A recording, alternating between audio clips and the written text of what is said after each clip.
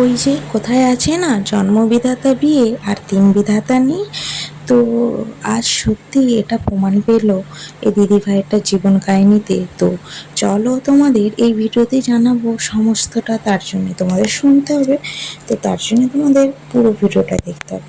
তো আজ আমরা বেরিয়ে পড়লাম, একটা সংকীর্তন রয়েছে, হরিনাম সংকীর্তন জেঠিমাদের বাড়িতে। তো তাদের বাড়িতে যাব, তার জন্য আমরা বেরিয়ে পড়লাম। আর এখানে ফল নেওয়া হয়েছে, ফল নিয়ে এখন যাব তাদের বাড়িতে। তো সেই জেঠিমার মানে মেয়ের মানে জন্যে হরিনাম সংকীর্তন রেখেছে, কারণ সে তার শান্তি কামনার দ্বারে, কারণ সে এই দিনে মারা গিয়েছিল বলতে তার তারিখ হচ্ছে 10 এপ্রিল, বৃহস্পতিবারে মারা গিয়েছিল। তো ধরেছিল 9 এপ্রিল। তো 9 এপ্রিল যেহেতু বৃহস্পতিবার পড়েছিল, তো বৃহস্পতিবারের দিনকে সে মারা গিয়েছিল। তো এখন আমরা চলেও আসলাম, দেখতে পাচ্ছ এখানে হরিনাম সংকীর্তন হচ্ছে।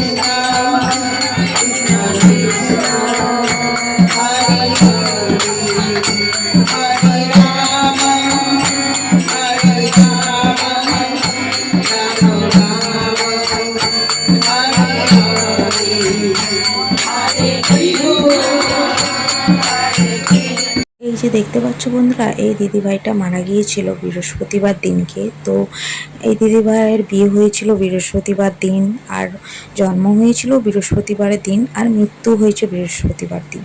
তো তাই বললাম জন্মবিধাতা বিয়ে আর দিন বিধাতা নিয়ে, এই কারণেই এই কথাটা আমি বললাম।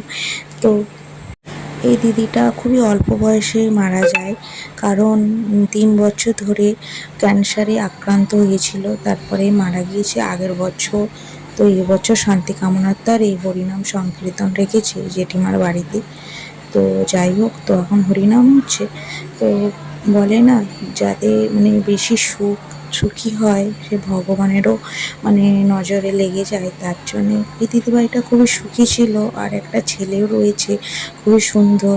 তো এই রোগটা এতই মানে অদ্ভুত একটা রোগ, কত বাচ্চার মা হারা হয়েছে, আর কত স্বামীর বউ হারা হয়েছে, সে আর বলার মতন নয়। যাদের হয়েছে তারাই বুঝবে এই মানে অদ্ভুত ব্যাপারটা। তো আমি শান্তি কামনাই করি দিদিভাইটার জন্যে, দিদিভাইটা যেন আত্মার শান্তি পায়, আর তার সাথে সাথে তার বাচ্চাটা মানে তার ছেলেটা যেন খুবই ভালো থাকে, শান্তিতে থাকে, আর খুব বড় হয়, মানুষ হয়। তো এদিকে মাম্মাম দেখো কেমন দুষ্টুমি করছে।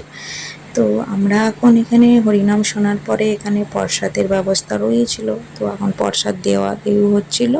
তো হরিনাম শেষ হয়ে গেছে, তারপরে সকলে প্রসাদ নিয়ে আমরা এখন বাড়ি চলে যাব।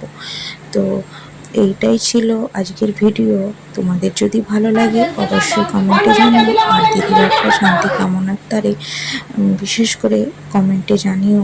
তো আমরাও এখন বাড়ি চলে আসলাম। তো এই ছিল আজকের ভিডিও। তো চলো পর্যন্ত ভিডিওটা, আবার অন্য একটা ভিডিওতে তোমাদের কিছু শেয়ার করব। Bye bye.